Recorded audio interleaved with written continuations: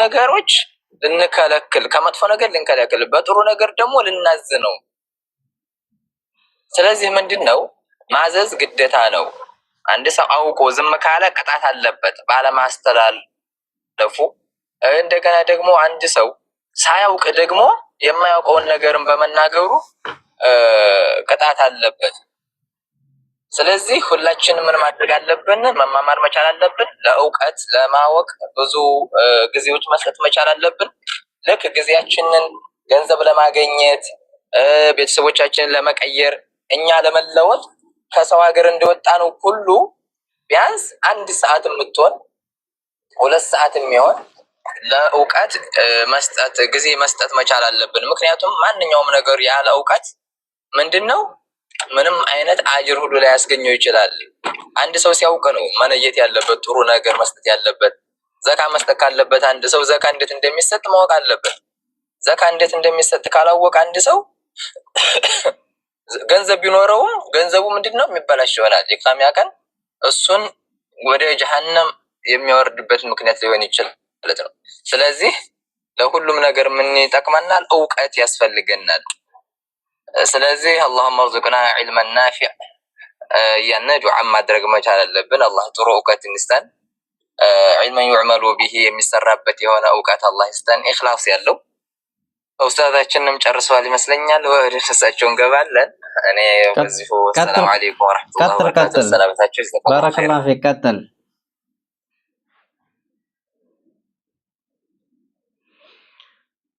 መርሐባ። እውቀት በሚለው ዙሪያ አቡል ዓሊያ ጀዛከላሁ ኸይር ወንድማችን ነካ አድርጎታል። እውቀት ግዴታ ነው። ለምን አላህ ስብሓነሁ ወተዓላ ነቢዩን ለምነኝ ብሎ ያላቸው ዱንያን አይደለም፣ የተለያዩ ቁሳቁሶችን አይደለም። ፈቁል ረቢ ዚድኒ ዒልማ፣ ጌታዬ ሆይ እውቀትን ጨምርልኝ ብለህ ለምነኝ ነው ያላቸው። እውቀትን ነው አላህ ስብሓነሁ ወተዓላ እንዲጨምርላቸው እንዲማጠኑ ያዘዛቸው ማለት ነው። እና ስለዚህ ካለ እውቀት የሚሰራ ነገር ወይም የምንናገረው ነገር ጥፋት ይሆናል ማለት ነው። ለዛም ነው ኢማሙ አልቡኻሪ ረሂመሁላህ في كتابه المعروف باب العلم قبل القول والعمل، بوب الباب يعني إمام البخاري رحمه الله باب العلم باب العلم قبل القول والعمل ብለው እንትን አሉለት። ይህ መግቢያ ነው ካሉ በኋላ እውቀት ከመናገር ከመስራት በስተፊት ይቀድማል። واستدل بهذه الآية القصيرة يعني من سورة محمد فاعلم أنه لا إله إلا الله واستغفر لذنبك وللمؤمنين والمؤمنات يعني እወቅ አላቸው። አላህ ስብሓነሁ ወተዓላ ነቢዩን የመጀመሪያ ያዘዛቸው እንዲያውቁ ነው።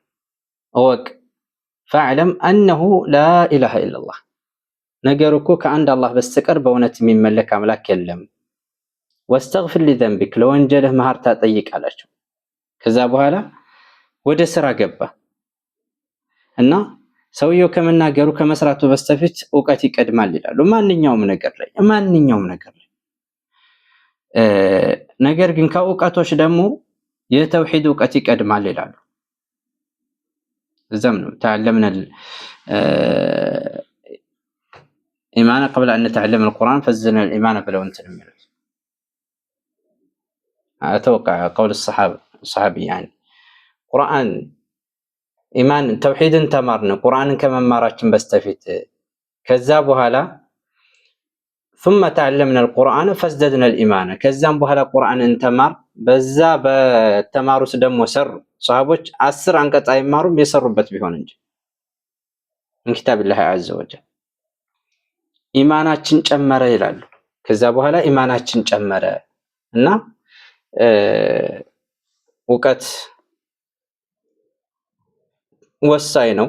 አንድ ሰው በሚሰራው ነገር እውቀት ሊኖረው ይገባል። በተለይ የተውሂድ እውቀት ግዴታ ነው። እያንዳንዱ ፈርደል ዐይን የሆነ ግዴታ ነው። ስለዚህ ማወቅ አለብን ተውሂድን ሰዋء ካን ጁምለተን ነው ተፍሲለን ማወቅ አለብን ነው። ማወቅ አለ የሚዘነጋ ጉዳይ አይደለም። ተውሂድ ከባድ መሆኑን ልትረዱ የምትችሉት ምንድነው? ከሶላት ከሁሉም ሸርዒ በስተፊት 10 ዓመት ነብዩ አለይሂ ሰላም ወደ ተውሂድ እየተጣሩ ተውሂድን እያስተማሩ አላህ በብቸኝነት መመለክ እንዳለበት 10 ዓመት እና አንዳንድ ሰው ዝም ብሎ በ8 ቀን ወይም በወር በ2 ወር የተውሂድ ትምህርት የሚያልቅ ወይም ደግሞ ሁሉንም አውቆ እንትን የሚል አድርጎ እንትን ይወስደዋል። ተውሂድ ሰውየው ሙሉ ህይወቱን ሰጥቶ ሊማረው ሊያስተምረው ይገባል። ሲናገር በማንኛውም ጊዜ የተውሂድን እንትኖች ሊያስገባ ይገባል። ዑለማዎች ለዛ ነው ብዙ ጊዜ ተውሂድን መጀመሪያ ላይ እንትን ሲሉ ተውሂድን ነው ያስገባሉ።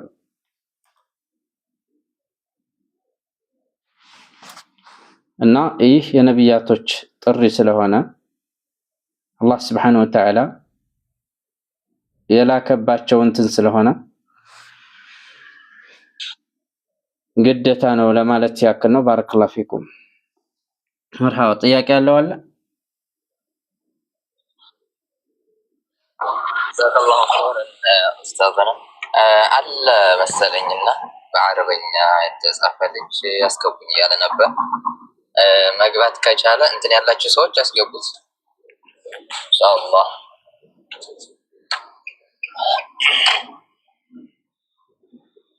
እኔ አልሐምዱሊላህ የሚለውም ጥያቄ አለኝ ብሎ ጽፏል። ግን አልሐምዱሊላህ ስም ባይሆን አሪፍ ነበረ። አሁን አንድ ሰውዬ ስሙ አልሐምዱሊላህ ያን አልሐምዱሊላህ የሚባለው ሰው አይባል ስም እንደው ብናስተካክል አህሰን ነው። ወይ ከዛ እና እናት ልጅ ካለ ወይም ደግሞ ወደፊት ወልዳለሁ ተብሎ የሚታሰበው ካለ እንደው ኹሱሰን ለሴቶች ከሌ እንደኔ ያለው አንድ ወጣት የዝም ብሎ መጥቶ በውስጥ እንዲያወራ ልጅ አላት ባለዳር ናት ማለት ነው ብሎ እንዳስብ ይሆናልና እንደዚህ ያለ ሰመንተን ባይባል አህሰን ወአጅመል ይመስለኛል። ሴትም ከሆናችሁ ወንድ ማለት ነው። አላሁ አዕለም ገብተዋል ይመስለኛል። ተፈضل። አሰላሙ አለይኩም ወራህመቱላሂ ወበረካቱሁ። ወአለይኩም ሰላም ወራህመቱላሂ ወበረካቱሁ። አማን ናችሁ? ሰላም ነው አልሐምዱሊላህ። አሸኔ ጥያቄ ስለ ሶላት ጉዳይ ነው እና ስለ ቀባ ማለት ነው። መርሐባ።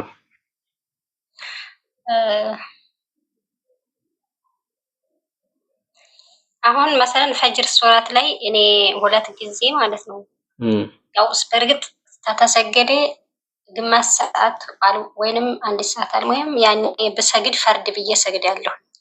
ያኔ ጀምበሩ አልወጣም። ሱናን ሰግጄ ፈርድን እየሰገድኩኝ እያለ ወይ አንድ ረካ ወይ ሱጁድ ላይ ምናምን ሆኜ ሶላት የሚያቋርጥ ነገር በሁለት ይገጥሞኛል። ያኔ የሴቶች ጉዳይ ማለት ነው። ያንን ነገር ዙሬ ቀዷ ነው ማወጣው ወላ ቀዷ ነው የምታወጪው። የሴቶች ጉዳይ ሶላትም ላይ ሆናችሁ መጣ፣ ጾምም ላይ ሆናችሁ መጣ፣ ሶላት ላይ ሆናችሁ ከመጣ ያን ነገር ካረጋገጣችሁ ሶላት ቀዷ የለበትም። በነገራችን ላይ ጾም ላይ ከሆነ ማለት ነው። አፉ እንዳታሳስጂ የሶላት ቀዷ የለውም። ጾም ላይ ከሆነ ፀሐይ ሊገባ ትንሽ ደቂቃ ሲቀረው ቢመጣሽ ያንን ጾም ቀዷ ማውጣት አለብሽ ነው። ሶላት ከሆነ ግን ሶላት ምንም ነገር የለባትም ነው። የማስትሬሽን የወር አበባ ወይም የወሊድ ደም ለአኺር ይሄ ባለበት ሰዓት እንትን እየሰገርኩ ከሆነሳ ይሄ ቀዷውን እየሰገርኩ መሰለን አሁን ረፍዶብኛል። በፈጅር በሰዓቱ አልተገኘሁም። ተኝቼ አልፎኛል። ተነስቼ ቀዷ እየሰገርኩ ቢመጣ እንዴት ነው ማደርገው? ቀዷውን እንደገና ስትጠሪ በሌላ ሰዓት ማውጣት ነው ያለብሽ። ይሄን አልሰማሁሽም። መልሼ ቀዷውን በቀዷ ቀዷውን እየሰገርሽ የማስትሬሽኑ መጣ። ቀዷውን እየሰገርኩ ነው የመጣው እኮ ነው እኮ ምን ያ ሶላትሽ ያኒ ፈባጠል ያኒ ተበላሸ። ገባሽ? ቀዷውን በትክክል አላወጣሽውም። ስለዚህ ስትጠሪ ያንን ስትሰግጁ የነበረውን ሶላት ማውጣት አለብሽ ማለት ነው። አይዋ ሽኩራን ጠይብ። አንድ ወር ደግሞ ማለት ነው ከሪብላ ቀየር ሰግጃለሁ ብዛት አንድ ወር ያንን ቀዷ መመለስ ነው ያለብኝ ወይንስ ያኔ መተው ነው ያለብኝ? ኢስቲሃድ አድርገሻል? ሰዎችን ጠይቀሻል? ቂብላ ወደ ወይስ እንደሆነ? ወላሂ አልጠየኩም። ይሄ ሙሉ በሙሉ የራሴ ጥፋት ነው። ማንንም አልጠየኩ። ቀጥታ ግን ሰጀደ ወደዛ ዙሩ አየሁኝ።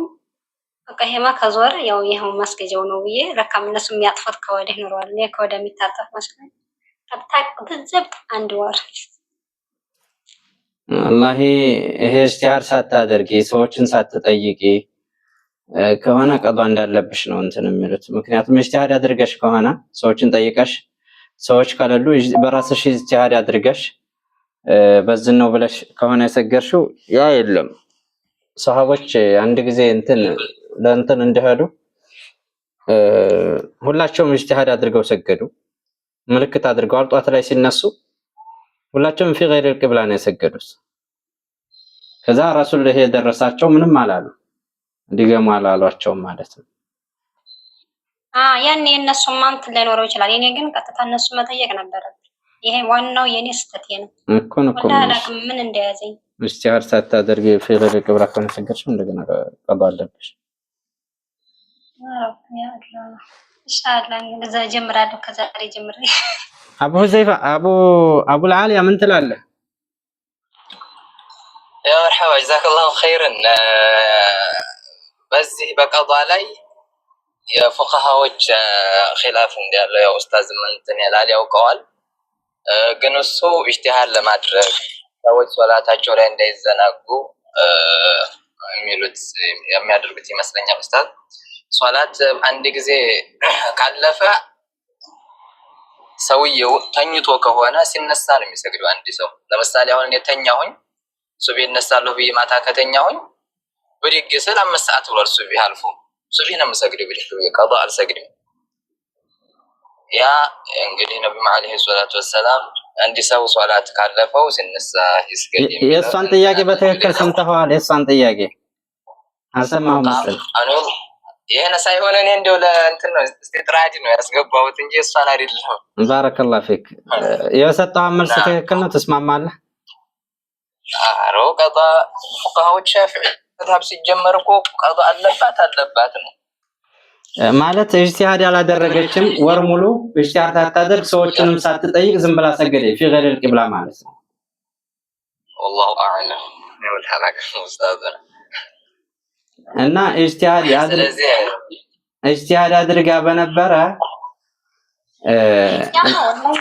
ማለት ነው። ሐዲሱን በፊት አውቃለሁ ያኔ በርግጥ እንደሆነ إذا لم يجتهد فصلى في غير القبلة فهل عليه القضاء أم لا؟ በቃ ያዘኝ ያው በዛው ምክንያት ሆነ እንግዲህ ኢንሻአላህ አላህ ካለ من صلى إلى غير القبلة دون الاجتهاد أي دون التحري أو السؤال مع القدرة على ذلك فعليه الإعادة القضاء عند جمهور العلماء لأن الاجتهاد في طلب القبلة شرط لصحة الصلاة في حال الخفاء يعني وتفويته بعد تفريطا يعني لأن سو اجتهاد كادرج كسجدة ወይም ሳይጠይቅ ሰዎችን መጠየቁ እያመቸው ተሐሪ ታያደርግ ከሰገደ ቀዷ አለበት። ለምን ዓመት አይሆንም? ቀዷ አለበት። ጅምሁር ዑለማ እንትን ያሉት ነው። طيب ጥያቄ ሌላም አለኝ እና አንድ ወር ረመዳንን በምን ምክንያት በልቼ ነበር የሆነ ያውኑን ግን እንትን ገብቶሻል ያሉትን ቀዷ እንዳለበት ሁሉ ላዝም ቀልብዬ ያኔ ማለት አቅቶኝ እኔ ራሱ ማለት ነው እንዳለብኝ ነው የሚሰማኝ። ያኔ ማን ይመርጣሃ ግን በባለፈው የሆነ ኡስታዝ ስጠይቅ ችግር የለውም ምናምን ሲለኝ እንዴት እንዲህ ብዬ ራሴ እጠይቃለሁ ማለት ነው። እንዴት እንዲህ ይለኛል? ብዙ ጊዜ እኮ ሐዲሶችን እሰማለሁ። ይሄ መጠየቅ እየቻለ ሳይጠይቅ የሰገደ የሚለውን በጣም ብዙ ጊዜ ሰምቻለሁና ግን እኔ ሙተአኪዳ የለብኝም በሚለው አልደመደምኩትም ነበር። አሁን ደግሞ ወደ ጾሙ ነው የምሄደው። መርሐባ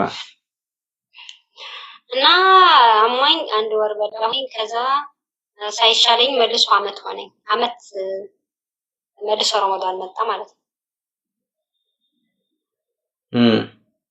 ከዛ መልሼ ያንን ረመዳን ጾሜ መልሼ ልክ ሀጅ አካባቢ ላይ አመት ከምናምን አልፎ ሀጅ አካባቢ ላይ ጾም። ግን ያኔ በእርግጥ ስራ ሰራለሁኝ። ያኔ ስራ እየሰራሽ ጾም ለምን የሚለው እንዳለ የሚለው እንትን ብዬ ነው እንጂ ስራ በእርግጥ እሰራለሁኝ። ግን መጾም አይሆንልኝም ነበር። ያንን ቀዷ ማውጣት አይሆንልሽም ነበር? ቀዷ መጾም አይሆንልኝም። ስጾም መሙ ይጨምርብኛል፣ ደግሞ ያ በጣም ያቅተኛል።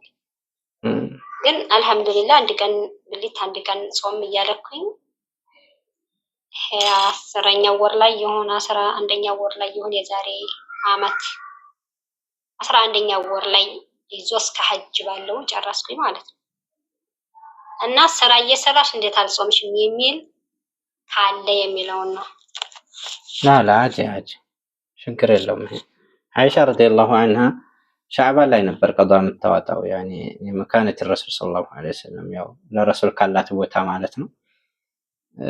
እና ስለዚህ ቀዷን ቶሎ መጾሙ የተወደደ ነው አለማሳኸሩም። ምክንያቱም ሰውየው ምን እንደሚመጣበት ስለማያውቅ። ነገር ግን እንደዚህ ማንጓደዱ ችግር የለውም። ሐታ ረመዳን ቢያልፈው ራሱ ዑለማዎች ፉቃሃዎች እንትን አለበት ፊድያ ያለበት ያሉ ነበሩ። ማዕል ቀዷ የለበትም ነው፣ አለ ሰሒህ የለበትም ነው።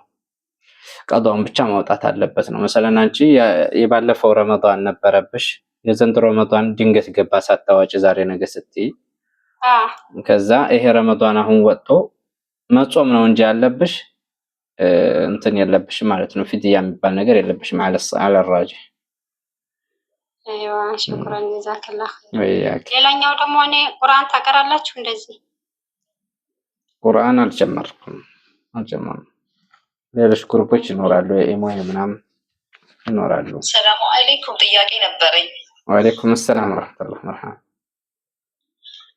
ጥያቄ እንትን ኡምራ ልሰራ ነይቼ ከዚህ ወጣሁ ማለት ነው ጓደኞቼ ጋር እና እዛ ስደርስ አሞኝ ተመለስኩ። መስራት አልቻልኩም።